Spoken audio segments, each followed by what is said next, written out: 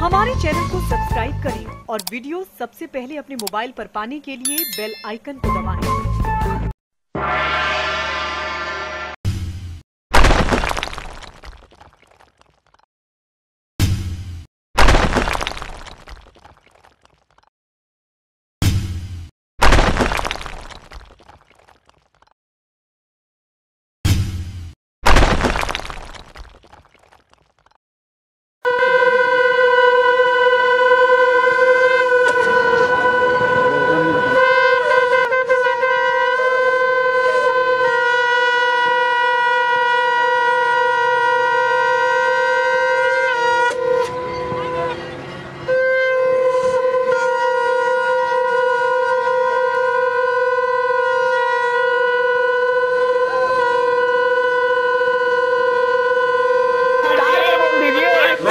मैं बोल रहा हूँ रुक जाओ आप सुनिए अरे रुक जाओ भैया अभिषेक रुक जाओ मैं बोल रहा हूँ मैं बता रहा हूँ आदरणीय सपा के प्रवक्ता अगर मुझे सुनना चाहे मैं सपा के प्रवक्ता से कहना चाहूंगा कि अगर वो मुझे सुनना चाहे तो सुन ले, अगर ना सुनना चाहे तो मैं पुनः अपनी उचित परिपाटी से वापस आ जाऊंगा, क्योंकि मुझे विवश किया जाता है बीच में बोलने के लिए। जो हम बोलते हैं हमारे पास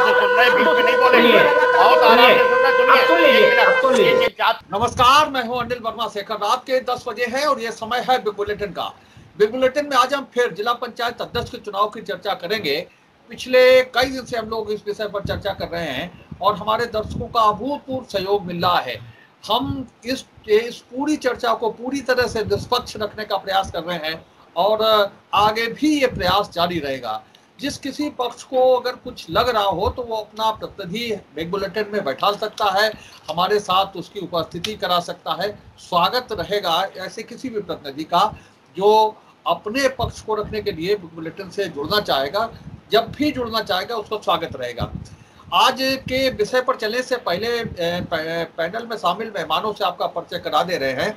आज भारतीय जनता पार्टी से विकास पांडे हैं, पार्टी के नगर अध्यक्ष हैं।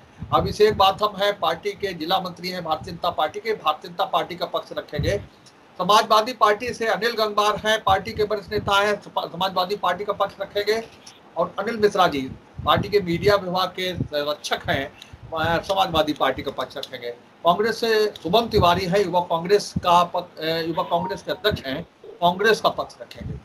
तो अभी तक की जो जिला पंचायत अध्यक्ष के चुनाव की स्थिति है उसमें दो उम्मीदवारों की स्थिति साफ हुई है। समाजवादी पार्टी से डॉक्टर सुबोध यादव उम्मीदवार हैं और सपा के बागी मोनिका यादव ने भारतीय जनता पार्टी से समर्थन लेकर के चुनाव मैदान में डटने का ऐलान कर दिया है। तो ये स्थिति है अभी तक। जो मोनिका यादव है समाजवादी पार्टी की बागी उम्मीदवार है, हालांकि वो समाजवादी पार्टी से इस्तीफा भी दे चुकी हैं, तो उन्होंने भारतीय जनता पार्टी से समर्थन लेकर के चुनाव मैदान में डटने का ऐलान किया है। और भारतीय जनता पार्टी ने विधिवत ऐलान किया है कि वो मोनिका यादव को समर्थन देंगे। कि इसके बाद में बहुजन समाज पार्टी की भी स्थिति है। बहुजन समाज पार्टी का भी कहना है कि हम समाजवादी पार्टी को समर्थन नहीं दे सकते, तो जो दूसरी उम्मीदवार हैं मोनिका यादव, हम उनको अपना समर्थन दे रहे हैं। अब स्थिति जो दावा है बहुजन समाज पार्टी का वो ये है कि हमारे 4 सदस्य जीते हैं, जिनमें भोला किरण यादव का नाम उनके द्वारा गिनाया जाता है। दूसरा नाम उनके द्वारा गिनाया जाता है प्रेमचंद राठौर का, नवाबगंज से जो जिला पंचायत के सदस्य हैं नवाबगंज से प्रेमचंद राठौर। तीसरा नाम उनके द्वारा सरोजनी देवी का गिनाया जाता है और चौथा नाम राहुल देव बर्मन। ये 4 नाम उनके द्वारा गिनाए जाते हैं। हालांकि एक बार भी चारों सदस्यों में से कोई भी बसपा के जिला अध्यक्ष के साथ चुनाव जीतने के बाद मुखातिब नहीं।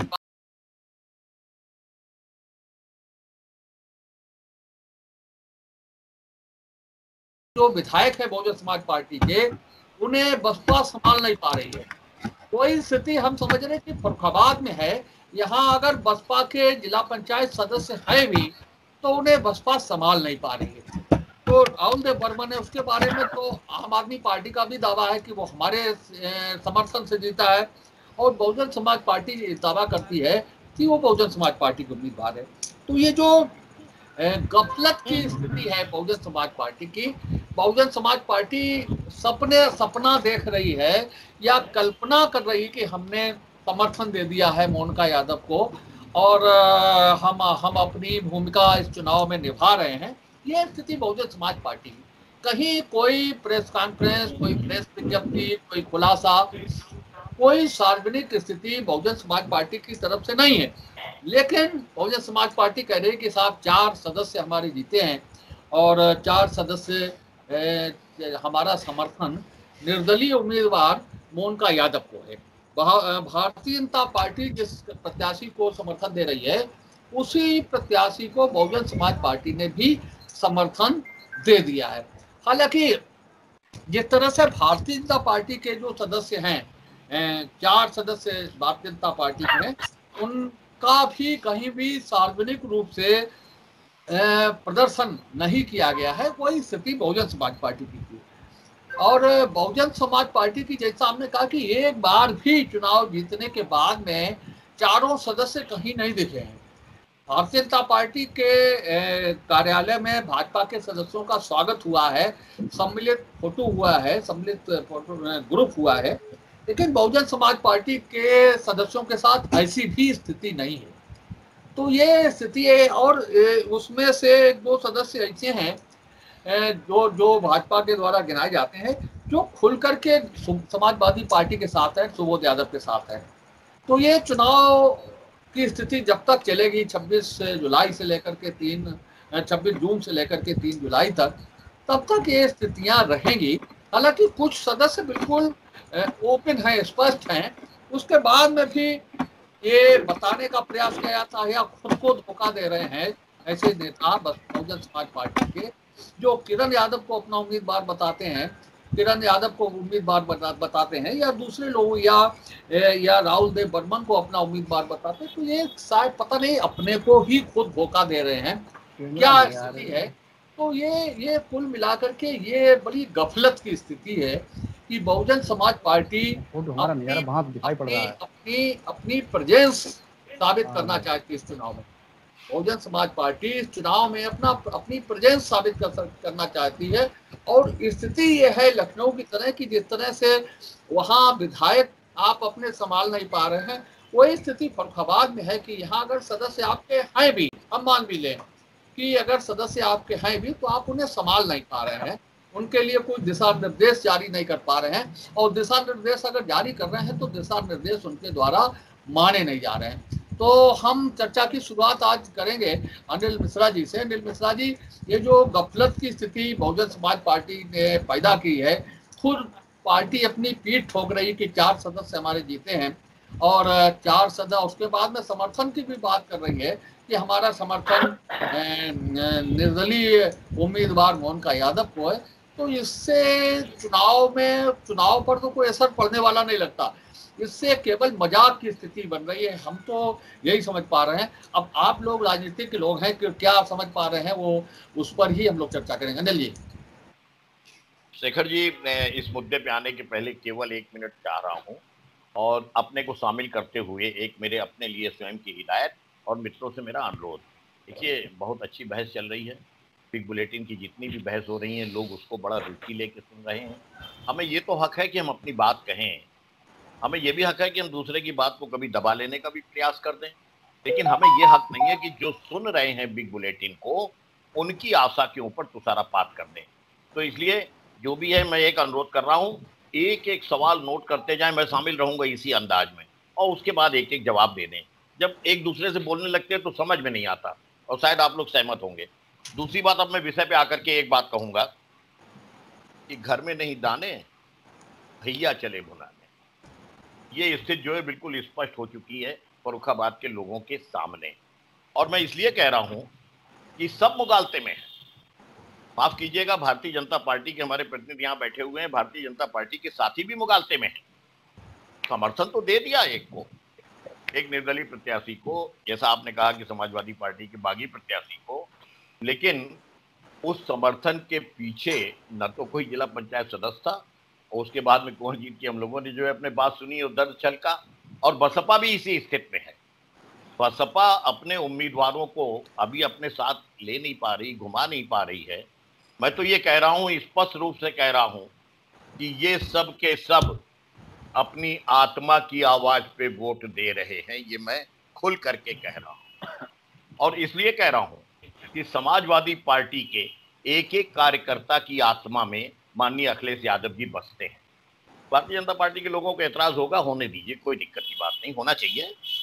और वो बिल्कुल अपने एक प्राण स्वरूप जो बसते हैं, उनका आदेश, उनका निर्देश व्यक्ति को अपनी जान से भी ज्यादा प्यारा है, समाजवादी पार्टी के कार्यकर्ता को। और दूसरी बात, भारतीय जनता पार्टी के कार्यकर्ता या भारतीय जनता पार्टी से संबंधित कथित जिला पंचायत सदस्य जो अभी नजर नहीं आए हैं, वो अगर वोट डालने के लिए जाएंगे शेखर जी, तो मैं समझता हूं कि स्पष्ट रूप से वो भी अपनी आत्मा की आवाज पे वोट देंगे। और क्यों देंगे? इसलिए कि टिकट प्रकरण से लेकर के और उसके बाद में जो है वो अपने जिला पंचायत सदस्यों का समर्थन देने की घोषणा तक विकास भाई भी नहीं कुछ कह पाएंगे। जब ये आत्मा में झांकेंगे तो हम भी इनके साथ में हैं कि आत्मा में यही दिखाई पड़ेगा कि एक कार्यकर्ता की टिकट नहीं दी गई, किसी और को दे दी गई। इसलिए वो भी आत्मा पे अपने जो है उनके इतना बोझा पड़ा हुआ है उस वक्त से, टिकट प्रकरण से लेकर के और आज की तारीख तक, कि वो उस बोझा को उतारेंगे, वो भी आत्मा की आवाज पे वोट देंगे। और बसपा के लोगों का जहां पे है समर्थन कागज का है, पहले आप अपने मेंबर तो रखिए अपने साथ में, कहीं उनका न कोई फोटो सेशन न कुछ, ये सब के सब। और इसलिए ये जो है देंगे कि जहां पे देश की बात है, जहां पे राष्ट्र की बात है, और आने वाले चुनाव के पहले इसको जो मिनी अपने जो है एमएलए का चुनाव घोषित किया गया है भारतीय जनता पार्टी के लोगों से, तो हमें ये नजर आ रहा है कि हमें भारत कैसा चाहिए। हमें ये चुनाव जो है वो जिला पंचायत अध्यक्षता का तो हम जीतेंगे, लेकिन इसके साथ में एक नई ईंट हम लगाने की जा रहे हैं कि भारत कैसा होना चाहिए। वो भारत सब लोगों के साथ, सबके विकास का होना चाहिए, या भारत वास्तव में जो है कहीं ना कहीं फिरकों में बंटने वाला होना चाहिए। ये आत्मा की आवाज पे वोट होगा। और मैं खुला कह रहा हूँ कि आत्मा की आवाज पे वोट देने जब जाएंगे तो उस वक्त पे कोई नहीं रोक पाएगा, न कहीं कोई परिधि होगी, न कोई सीमा रेखा होगी, न कहीं कोई रोकने की बात करेगा। इसके बाद मैं सुनना चाहूंगा हमारे बसपा या बड़ा दिलचस्प मोड़ पर पहुंच गया आज चुनाव। और जैसे जैसे आज 21 तारीख हो गई, 26 तारीख को नामांकन है इस चुनाव का, और स्थितियां अंतिम क्षणों तक परिवर्तित होंगी। ये एक निवेदन मैं भी अपनी तरफ से कर दूं कि जो बुलेटिन का स्वरूप है वो जनता के द्वारा, यहाँ के अपने दर्शकों द्वारा, आवाज के लोग दर्शकों द्वारा बहुत पसंद किया गया है और किया जा रहा है। जो अब तक की स्थिति है उसको वो स्वरूप, अब उसमें बहुत परिवर्तन की आवश्यकता नहीं है। शुभम तिवारी आज की इस बहस को आगे बढ़ाइए।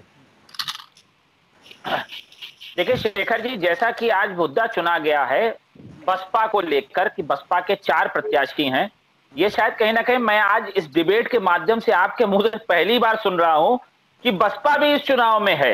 वो एकदम से यकायक कैसे आ गई, ये एक बड़ा प्रश्न है, क्योंकि सबके प्रत्याशी दिखाए गए, बताए गए, मीडिया के माध्यम से पता चला, जितना चुनाव में हम लोग लगे रहे। अब कोई बसपा की मानसिकता का रहा होगा, लेकिन वर्तमान में वो किस स्थिति में है, कहां पे है। जब तक भारतीय जनता पार्टी से समर्थित जो प्रत्याशी महोदया गई हैं, जब तक उन्होंने समर्थन नहीं मांगा तो तब तक बसपा का कोई प्रत्याशी ही नहीं था। लेकिन अब जैसे ही भाजपा मैदान में आ रही है तो बसपा के लोग भी समर्थन देने जा रहे हैं। इसको तो दूसरे नजरिए से देखा जाए कि बसपा के पास, अगर हम मान भी लेते हैं उनके 4 प्रत्याशी हैं, पहले तो बड़ी बात यह है कि उन्हें आके प्रेस कॉन्फ्रेंस करनी चाहिए, उन प्रत्याशियों को कहना चाहिए कि हाँ हम बसपा के हैं, हम चुनाव में किसी ना किसी को सहयोग करेंगे, पहली बात। दूसरी बड़ी बात यह है कि जिनको वो समर्थन दे रहे हैं उसके पीछे बसपा वालों का भी एक मानसिकता सेट हो चुकी है कि डायरेक्ट भाजपा को तो समर्थन दे नहीं सकते, जबकि चाहते हैं कि सीधे भाजपा को समर्थन दे दें, लेकिन शायद हाईकमान से ऐसा कोई आदेश नहीं होगा। इसलिए जो समर्थित प्रत्याशी है उसके कंधे पर रख के बंदूक चलाने का एक जो सोच है वो यहाँ पे बसपा द्वारा लाई गई है, ताकि भाजपा वाले ये कहें कि नहीं साहब बसपा ने भी हमारा साथ दिया। और देखिए जहां 4 से 16 करने की बयानबाजी चल रही है, मुझे तो ये लग रहा है कहीं अब की बार ऐसा ना हो कि जो अब तक बड़ा अपने आप को चाणक्य नीति वाली सोच भारतीय जनता पार्टी मानती थी कि हम चाणक्य की तरीके से काम करते हैं, तो मुझे तो लगता है अब की बार कुछ उल्टा हो जाएगा, जैसा कि महाराष्ट्र में देखने को भी मिला था कि कहीं ऐसा ना हो कि जिन्होंने समर्थन मांगा है वही वापसी कर ले जाएं, क्योंकि आपके जो 4 थे अब तो वो 4 कंधे भी आपने खो चुके हैं, वो तो खुलेआम विरोध आपका कर रहे हैं। तो बसपा की बात करें, इसी के साथ साथ उन भारतीय जनता पार्टी के 4 वोटों की और बात करें, तो समझ में नहीं आ रहा है कि ये चुनाव कहां जा रहा है। जनता के दृष्टिकोण से अंदर खाने जो खिचड़ी पक रही है कि भारतीय जनता पार्टी सोच रही है कि अब कैसे 16 होंगे, कैसे 18 होंगे, ये सब बेबुनियाद की बातें हैं। और बसपा के लिए तो सीधा सीधा मेरा भी यही कहना है कि भाई जो आपके प्रत्याशी हैं उनको आप मीडिया के सामने लाइए, वो कहें खुल के कि हम बसपा के हैं और हम जो है बीइंग जो है बसपाई एक समर्थन देंगे, तो खुली इमेज सामने आती है। तो कामों की बात है, क्योंकि एक ही प्रत्याशी के नाम बसपा भी ले रही है, आम आदमी पार्टी भी ले रही है। अब आप बताइए, हमें तो लगता नहीं कि उस पर्टिकुलर उस नाम को लेके हम सब लोग यहाँ बैठकर कोई चर्चा करें, क्योंकि कल को अगर उनसे पूछेंगे वो कहेंगे हम आम आदमी के हैं। तो देखिए, ये गुमराह करने का, ये कुछ ना कुछ व्यक्तिगत लाभ लेने का एक चलन बना लिया है। अब तक जो हम लोगों को जानकारी है, बसपा का तो कहीं तो कुछ व्यवस्था समझ में आई नहीं थी कि कोई प्रत्याशी भी है। आपके माध्यम से आज सुन रहे हैं, देखेंगे 1-2 दिन में कि बसपा को लेकर भारतीय जनता पार्टी क्या कहती है। हो सकता है भारतीय जनता पार्टी वाले कल ये कहने लगे कि बसपा के लोगों ने भी समर्थन दिया है 4 के 16 के आंकड़े को करने के लिए। बोलो, वीडियो तो आना ही रहा।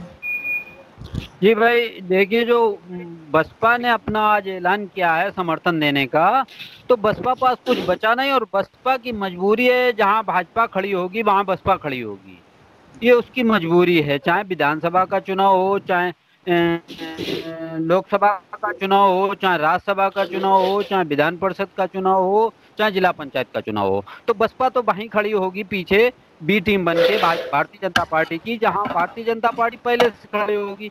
तो बसपा और भाजपा वाले अपने दिल में लड्डू फोड़ रहे हैं, जबकि इनको मालूम है कि जीतने के बाद भी जो प्रत्याशी को समर्थन दिया है, 3 तारीख को अगर निर्दलीय प्रत्याशी जीत भी जाती हैं तो वो 4 तारीख को अखिलेश जी के पास जाके और कहेंगी देखिए हम जिला पंचायत जीत आए, हमारी पार्टी में वापसी कर लीजिए। तो वो तो घर वापसी उनकी 4 तारीख को हो जाएगी। भाजपा वाले और बसपा वाले अपने हाथ लड्डू मलते रह जाएंगे, हाथ मलते रह जाएंगे, इनके हाथ कुछ नहीं आएगा। वो दोनों प्रत्याशी समाजवादी पार्टी के हैं और ये क्लियर है कि 4 तारीख को निर्दलीय प्रत्याशी अगर जीतते हैं तो वो अखिलेश जी के पास जाके प्रमाण पत्र सौंपेंगे, कहेंगे देखो हम फर्रुखाबाद से जीत लाए, ये लीजिए प्रमाण पत्र, और उनकी समाजवादी पार्टी में वापसी हो जाएगी। ये बसपा और भाजपा वाले खामखाई अपनी टांग अड़ाए हैं। इनकी सपा वालों की हो रही थी तो होने दे, बाकी इनके पास ना भाजपा पास कुछ है और ना भारतीय बसपा पास कुछ है।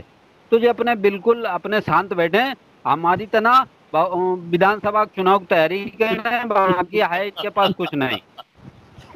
हम पहले अभिषेक और विकास को सुनेंगे, उसके बाद में अनिल गंगवार से जानेंगे कि बसपा के इस समर्थन से समाजवादी पार्टी पर क्या असर पड़ने वाला है। अभिषेक बताओ।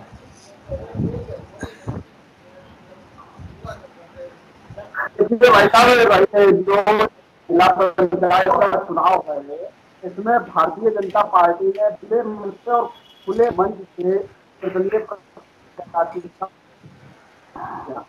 और हमारा ये तैयार प्रत्याशी का हम लोगों ने समर्थन किया है, वो प्रत्याशी फर्रुखाबाद का प्रथम नागरिक है, ऐसी भारतीय जनता पार्टी की चेष्टा है। हम आप ऐसे फर्रुखाबाद जिला हैं जो कभी विवादों में नहीं रहे, निर्विवाद रहे, कभी किसी भी व्यक्ति के ऊपर उसके परिवार के द्वारा कोई नहीं लगवाए गए। और पिछले 5-7 साल में जो फर्रुखाबाद की राजनीति का जो एक माहौल खराब हुआ, जो वातावरण बना, वो वातावरण बिल्कुल साफ और स्वच्छ कैसे हो, ये भारतीय जनता पार्टी ने चिंता करके निर्दलीय प्रत्याशी को अपना समर्थन देने का काम किया है। तो वाकई में फर्रुखाबाद की जनता के लिए, जनता के हित में फैसला लिया है, न कि भारतीय जनता पार्टी ने अपने लिए। पहली बात, बहुजन समाजवादी पार्टी के जो मेंबर हैं, मुझे लग रहा है कि जो फर्रुखाबाद के जितने मेंबर हैं, अगर देख लीजिए तो बाहर अगर हटा दीजिए तो 28 मेंबर फर्रुखाबाद जनपद के हैं। इसका जो गृह जनपद है वो इसके हैं, रहने वाले फर्रुखाबाद के हैं। तो सभी मेंबरों को मेरा ये मानना है कि साफ और निर्विवाद सभी वाले को प्रत्याशी को अपना वोट देना चाहिए।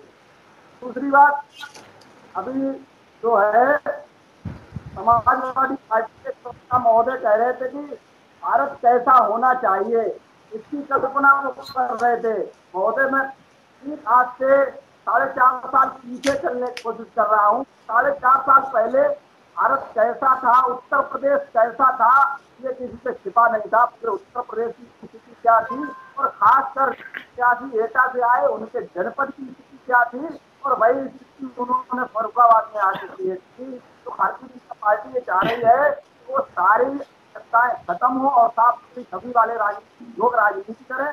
और दूसरी बात, अभी एक समाजवादी पार्टी के प्रवक्ता महोदय कह रहे थे कि 4 तारीख को उनकी घर वापसी हो जाएगी।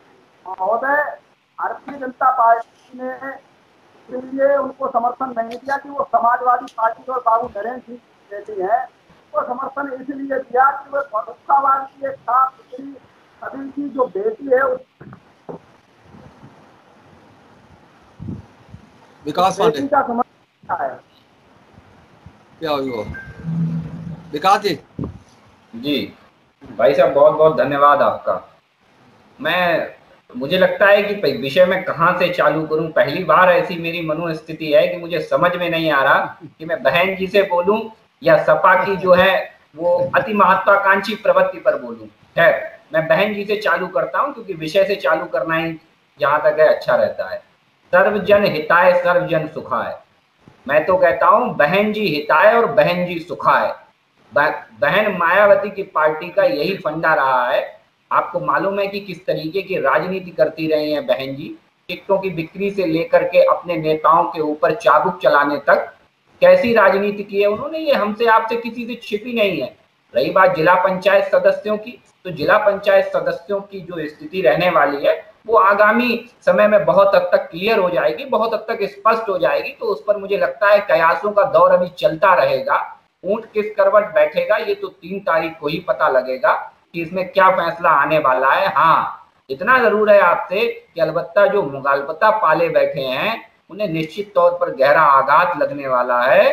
वो निश्चित तौर पर उनके नीचे की जमीन खिसकने वाली है। ये बिल्कुल तय और स्पष्ट रूप से मैंने कह दिया है आपसे, और विश्वास करिए ऐसा ही होगा।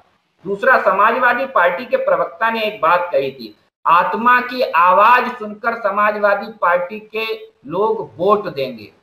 बिल्कुल ठीक कहा आपने कि समाजवादी पार्टी के सदस्य अपनी आत्मा की आवाज को सुनेंगे और वोट करेंगे। इस फर्रुखाबाद जनपद के मिट्टी को ध्यान में रखते हुए वोट करेंगे, इस फर्रुखाबाद जनपद के कल्याण को ध्यान में रखते हुए वोट करेंगे। जैसे 2014 के चुनाव में फर्रुखाबाद की जनता ने वोट किया था, वैसे ही मुझे लग रहा है कि 2021 के जिला पंचायत के चुनाव में भी जिला पंचायत सदस्य फर्रुखाबाद का मान बढ़ाने का काम करेंगे और फर्रुखाबाद की आवाज से आवाज मिलाएंगे और बाहरी प्रत्याशी को मुंह तोड़ जवाब देंगे। इन्हें मुंह की खानी पड़ेगी। पैसे से खरीदा हुआ वोट कभी परमानेंट नहीं होता अनिल भाई साहब, जहां तक मेरा स्पष्ट नजरिया है। क्योंकि धन की देवी मायावती की जो स्थितियां हैं आज की डेट में, पैसे के बल पे राजनीति की थी उन्होंने। आज स्पष्ट है आपके सामने बहन मायावती की क्या स्थिति है उत्तर प्रदेश में। वही स्थिति पैसे के बल पे राजनीति करने वालों की और दबंगई के बल पे राजनीति करने वालों की होने वाली है। ये तय है और ये मेरा विश्वास है, क्योंकि फर्रुखाबाद की जनता बहुत जागरूक है, बहुत समझदार है, और उतना ही समझदार यहाँ का जिला पंचायत सदस्य है जो इस बात को लेके बड़े स्पष्ट रूप से रहेगा कि उसे वोट किसे करना है। वो बेहतर जानता है। पैसे के लिए बिकना एक अलग बात है और आत्मसम्मान की रक्षा दूसरी बात है। तीसरा, एक प्रवक्ता ने ये कहा है कि भाजपा में विकास की टिकट कट गई। भाई साहब, भाजपा में विकास की टिकट कट गई तो एक सामान्य कार्यकर्ता, वहां के मूल निवासी मंडल अध्यक्ष अनुराग सिंह को टिकट दी गई, ना कि इटावा, बरेली, इलाहाबाद से पकड़ लाया गया और यहाँ लाके जबरदस्ती ठोक दिया गया। तो ये भाजपा में ही संभव है कि अगर एक कार्यकर्ता की टिकट कटेगी तो एक कार्यकर्ता को ही मिलेगी। लेकिन ये समाजवादी पार्टी वालों के लिए तो अभी ये दुर्भाग्य नियति बनता जा रहा है, क्योंकि जिस तरीके से गलत चीजों को डिफेंड कर रहे हैं समाजवादी की पार्टी के प्रवक्ता, तो मुझे लगता है कि अब ये तय है कि इन्होंने ये मान लिया है कि लोकसभा और विधानसभा चुनाव में भी हमें बाहरी प्रत्याशियों को ही लड़ाना है। हो सकता है मैनपुरी के प्रत्याशी को लड़ाना पड़ जाए, फिरोजाबाद के प्रत्याशी को लड़ाना पड़ जाए। तो मुझे लगता है ये स्पष्ट है। दूसरा, कांग्रेस को लेकर बड़ा मैं हैरत में हूं। हमें ये समझ नहीं आता कि कांग्रेस के लोग चाहते क्या। बड़ा स्पष्ट रूप से मैं अभी भी कंफ्यूज हो गया कि वो क्या चाहते हैं, कौन जीते। पहले तो स्पष्ट करें अपनी स्थितियां। जैसे हम कयासों का दौर बहुत लगाते हैं कांग्रेस के लोग, कांग्रेस की बड़ी स्थिति गंभीर है, कयास बहुत लगाते हैं। अगर मैंने भी एक छोटा सा कयास लगा दिया दिक्कत हो जाएगी, इसलिए कयास मत लगाइए। राजनीति यथार्थों पे चलती है, यथार्थ का ध्यान रखिए, वरना स्थितियां आपकी अन्यंत्र और भी खराब हो सकती है। अनिल गंगवार जी, आपके जो आपके प्रतिद्वंदी हैं मोनिका यादव, उन्हें भारतीय जनता पार्टी के बाद बहुजन समाज पार्टी ने भी समर्थन देने की बात कही है। पैसे निपटेंगे, क्या स्थिति समाजवादी पार्टी की कमजोर होगी इससे? भाजपा की एक बात है, आपको पता होना चाहिए, अभी रोज अखबारों में सब लोग पढ़ रहे हैं कि नामांकन से पहले ही हंटर उन्होंने अपना चालू कर दिया है, रोज मुकदमे लिखाए जा रहे हैं। इसका क्या मतलब है भाई? अगर हम ये नहीं कहते अगर किसी ने गुनाह किया है तो गुनहगार को बख्शा ना जाए, लेकिन अब जब चुनाव है भाई प्रत्याशी हैं और उन्हीं को ढूंढ कर उनसे किसी की एप्लीकेशन ले ली, मुकदमा लिख दिया और जो है तो उसे डेमोलाइज ना किया। ये लोकतंत्र है, और लोकतंत्र में हाँ चुनाव 3 तारीख हो जाए, इसके बाद खूब देखिएगा, लोग परेशान करिएगा, वो अलग बात है, ये नैतिकता नहीं है। आइए देखो जीतिए, अब हमारी घर वापसी कर लो, क्योंकि केवल अकेले मोनिका जी तो गई हैं, उनके पीछे जो लोग हैं वो लोग जो हैं वो अभी समाजवादी पार्टी में हैं। देखिए, मैंने भारतीय जनता पार्टी की बात बड़ा गौर से सुनी है, लेकिन आज मैं बड़े विश्वास के साथ एक बात बोल रहा हूं यहां पर, ये डिबेट, आज की चर्चा नजीर बनेगी। ध्यान रखिएगा, जो भारतीय जनता पार्टी के लोग कहते हैं कि कयास लगाते हैं कांग्रेसी, मैं फिर आज इस पटल पे एक बात कह रहा हूं कि या तो भारतीय जनता पार्टी के वर्तमान में बैठे हुए प्रवक्ता को तकलीफ होगी या पार्टी के संगठन को तकलीफ होगी, क्योंकि अभी अभी भारतीय जनता पार्टी के प्रवक्ता ने बसपा की नेता के लिए जो शब्द इस्तेमाल करे हैं कि धन की देवी और गठबंधन और ये सब, मैं उम्मीद करता हूं कि भारतीय जनता पार्टी और फर्रुखाबाद के अंदर अगर बसपा के 2 प्रत्याशी भी बसपा ने निकाल दिए तो उनका समर्थन नहीं लेगी। अपने नैतिक मूल्यों के आधार पर, और जिस तरीके से अभी भारतीय जनता पार्टी के प्रवक्ता विकास जी ने यहाँ खंडन किया है, बात पे रहेगी भारतीय जनता पार्टी और बसपा के लोगों का समर्थन नहीं लेगी। ये नजीर बनेगी इस डिबेट में। दूसरी बात कि कहीं ना कहीं जो कांग्रेस के ऊपर बड़ा एलिगेशन लगा देते हैं कि हमको क्या मतलब है, अरे साहब, हम राजनीति को गंभीरता से देखते हैं, समझते हैं, तब कयास लगाते हैं। हमने पहले कहा था कि आपके पास 4 से ऊपर कुछ नहीं है, आप दूसरे के घर में सेंध लगाएंगे, आपने लगाई। हम आपकी नीति और नियत से परिचित थे, अब हमारी बात आपको तकलीफ दे जाती है, जबकि हम तो इस चुनाव में है भी नहीं, फिर भी आपको चोट पहुंचती है। मुझे खुशी होती है कम से कम भारतीय जनता पार्टी को जगाने का काम कांग्रेस करती है। और फिर मैं एक सवाल पूछना चाहता हूं भारतीय जनता पार्टी के लोगों से, कंफ्यूज नेता है आप कंफ्यूज पार्टी के कंफ्यूज नेता है, कारण कि आपको पता ही नहीं है, आपको पता ही नहीं है विषय क्या है और विषय कैसे बोलना है। अरे ऐसा है, हम कितने भी कंफ्यूज हो भाई साहब, अभी अरे भाई आप स्पष्ट करिए ना, आप किधर हैं, आप कौरवों की तरफ हैं कि पांडवों की तरफ हैं, आप ये तो क्लियर करिए साहब कि आप बीच में खड़े हैं। आप पांडव तो हो नहीं सकते, ये तो भैया वो निर्दलीय प्रत्याशी हैं, भाजपा ने केवल समर्थन दिया है, वो एक निर्दलीय प्रत्याशी हैं। रामायण और महाभारत छोड़िए, अपना गरुड़ पुराण की तैयारी करिए। और एक सीधी सीधी बात और बता देना चाहता हूं कि भारतीय जनता पार्टी के लोग जो इतने उतावले हो रहे हैं, आपके पास वोट है 4, 5वां वोट आया समर्थित प्रत्याशी का, 6ठा वोट बता दीजिए तो हम भी आपको बहुत कुछ बता देंगे। आपको अभी तक यही नहीं मालूम है। आप बताइए प्रवक्ता किसके हैं? आप समाजवादी पार्टी के प्रवक्ता है तो 16 अपने बता दीजिए। 6 जीते 10 कहां से आएंगे? 6 जीते 10 कहां से आएंगे? जैसे आपकी समाजवादी पार्टी की शुभम तिवारी समाजवादी पार्टी के जैसे 10 प्रत्याशी, जब 10 सदस्य जैसे शुभम तिवारी की पार्टी के आएंगे, शुभम तिवारी की समाजवादी पार्टी के जैसे 10 सदस्य आएंगे, वैसे ही भाजपा के भी आएंगे, वैसे ही भाजपा के समर्थित प्रत्याशी के भी आएंगे। जैसे शुभम की समाजवादी पार्टी के, जैसे कांग्रेस प्रवक्ता की समाजवादी पार्टी के सदस्य पूरे होंगे, वैसे ही हमारे भी होंगे, क्योंकि आपके भी 6 सदस्य हैं। जनता आपकी सुनना नहीं चाहती है। जिस तरीके से 60 प्रत्याशी लड़ाकर आप 4 पर सिमट गए हैं, उसके बावजूद आप मखौल उड़ाते हैं दूसरे का। आप तो बाक ओवर दे देते हो, आप तो बाक ओवर दे देते हो, लड़ने की हिम्मत ही नहीं जुटा पाते भाई साहब, आप तो बाक ओवर दे देते हो। सो रहिए तो ज्यादा बेहतर है आपको। अनिल भाई आपने कहा, और मैं एक अनुरोध कर दूं, मेरी बात नोट कर लीजिएगा, एक एक सवाल उसके बाद जवाब दे दीजिएगा। मैं चुप रहा, आप भी सुन लीजिए सब लोग। सबसे पहले अभिषेक भाई ने कहा था 4.5 साल पहले के इतिहास से, हम भी सहमत हैं। 4.5 साल पहले का इतिहास अगर उठाना है तो उठाओ, पेट्रोल के दाम क्या थे और आज पेट्रोल के दाम क्या है। उठाओ कि गैस के दाम क्या थे और आज जो है वो गैस के दाम क्या हैं। उठाओ कि महंगाई क्या थी और महंगाई आज क्या है। उठाओ कि महंगाई डायन हुआ करती थी, आज महंगाई मौसी हो गई है। बिल्कुल सहमत हैं हम, और पहली दफे शायद भारतीय जनता पार्टी के किसी प्रवक्ता की बातचीत से मैं सहमत हो रहा हूँ। दूसरी बात आई हमारे भतीजे भाई विकास ने कहा आत्मा की बात को ऊपर, वो सहमत हो गए कि बिल्कुल सही है, आत्मा की आवाज को वोट हो। फर्रुखाबाद की आत्मा की आवाज का भी विशद वर्णन हुआ। फर्रुखाबाद की आत्मा मालूम है क्या है? सबको मालूम है, खुला खेल फर्रुखाबाद। और ये आत्मा जो खुला खेल फर्रुखाबादी है, इस आत्मा के ऊपर सीधा सीधा प्रहार भारतीय जनता पार्टी ने किया है, एक निर्दलीय प्रत्याशी और बागी प्रत्याशी को अपना समर्थन देकर के। मैं आपकी बात से सहमत हूं। अब तीसरी बात मैं कह रहा हूं, मैं आर पार की बात करने की बात कर रहा हूं। आज स्थिति एक बात बड़ी साफ स्पष्ट हो जाए। अनिल भाई ने भी कहा था, लेकिन मेरा मत बिल्कुल अलग है। मैं साफ तौर के ऊपर कह करके आ रहा हूं कि माननीय अखिलेश यादव जी का निर्देश हमारे रोए रोए में बसता है, जो हमारी आत्मा में बसे हुए हैं। उनका निर्देश जो है वो आज ये है कि समाजवादी पार्टी के अटकर प्रत्याशी डॉक्टर सुबोध यादव हैं।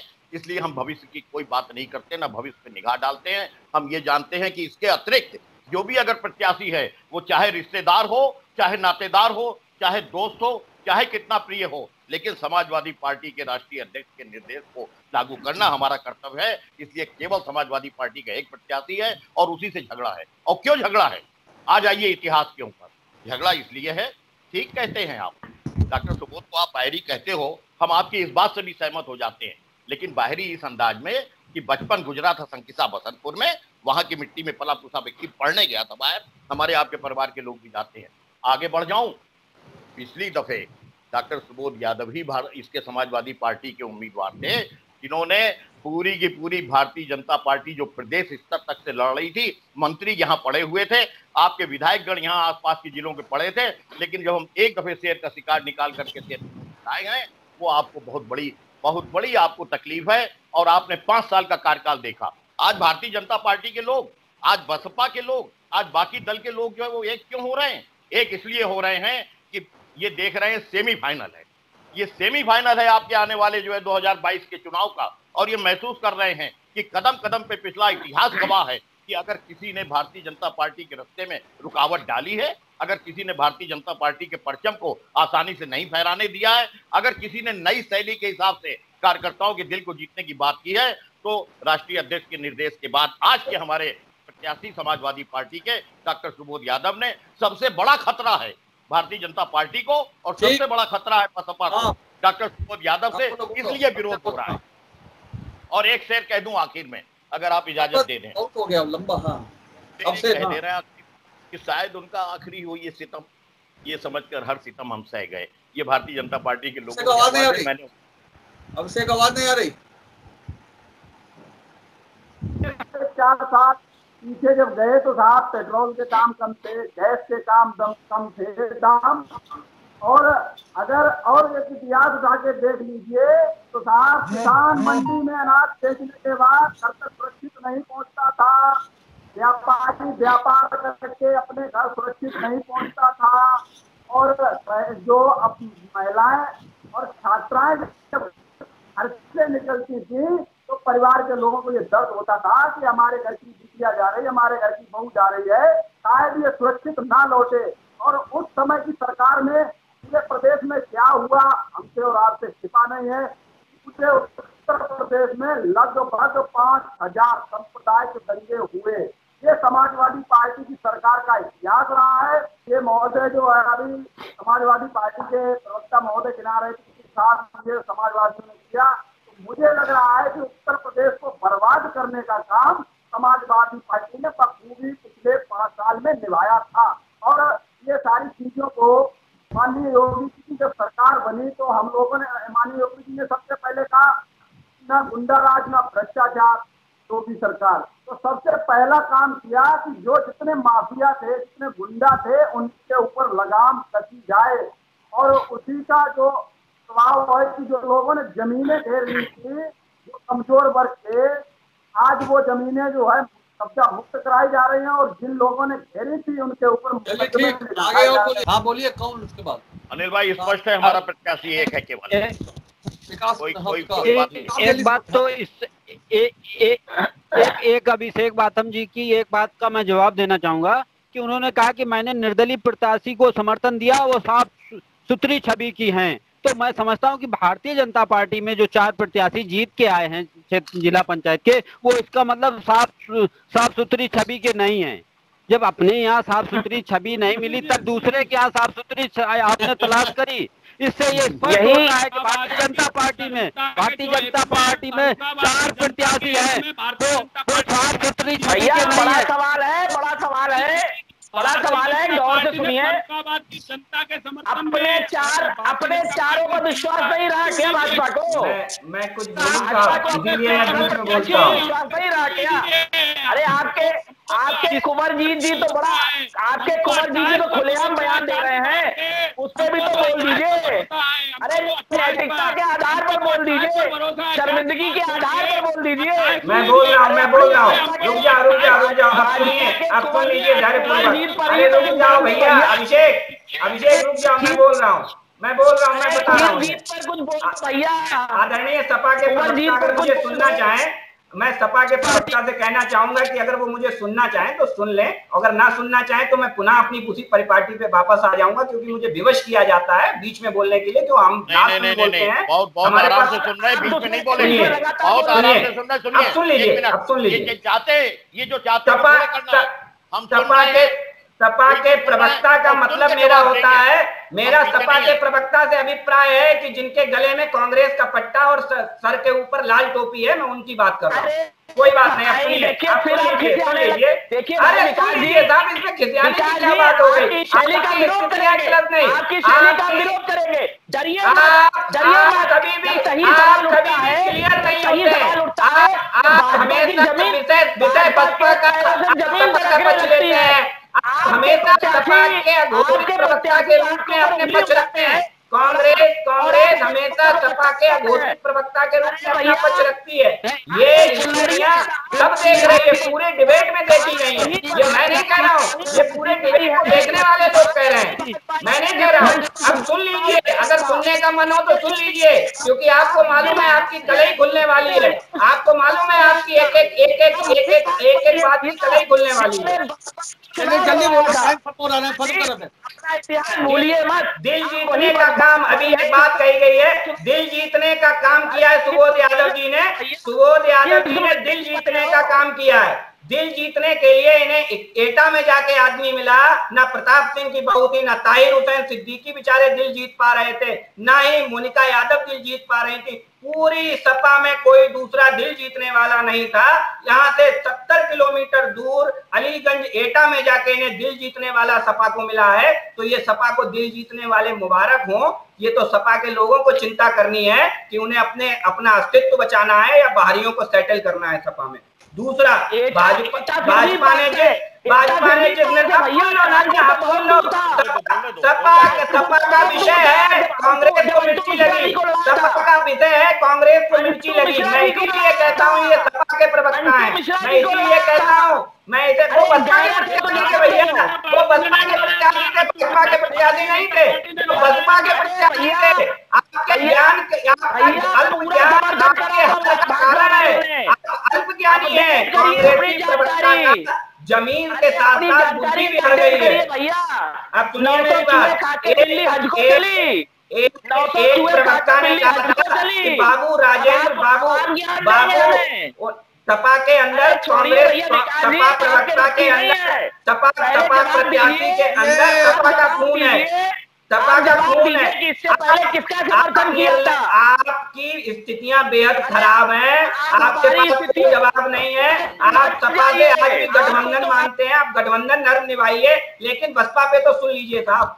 बसपा सपा के प्रत्याशी ने एक विषय रखा कि हमारे प्रत्याशी के अंदर सपा का खून है, उनके अंदर सपा का खून है और वो लौट के वापस आ सकती हैं। बाबू राजेंद्र सिंह जी, जहां तक मेरी जानकारी है, कांग्रेसी थे। बाबू राजेंद्र सिंह जी पुराने कांग्रेसी हैं और शायद कांग्रेस के प्रवक्ता अगर हो सकता है जानते हो तो बताएंगे आपको। दूसरा, भाजपा ने जिस निर्दलीय को मैं एक बात कहना चाहता हूँ कि बसपा और भाजपा दोनों ही घपलत में हैं और घपलत में ये रहेंगे। 3 तारीख को इन्हें पता चल जाएगा क्या स्थिति है। चलिए, आज की बुलेटिन की बहस को यही समाप्त कर रहे हैं। आज की बहस में भाग लेने के लिए अनिल कुमार जी का, अनिल मिश्रा जी का, शुभम जी का, विकास का, खालिद का और अभिषेक का बहुत बहुत धन्यवाद। कल हम फिर मिलेंगे एक नई बहस को लेकर, एक नए विषय को लेकर। शुभ रात्रि। शुभ रात्रि। उम्मीद है आपको हमारा ये एपिसोड पसंद आया होगा। आप हमारे चैनल को सब्सक्राइब करिए, इस वीडियो को लाइक करिए और अपने दोस्तों के साथ शेयर करिए। यही निवेदन आपसे है।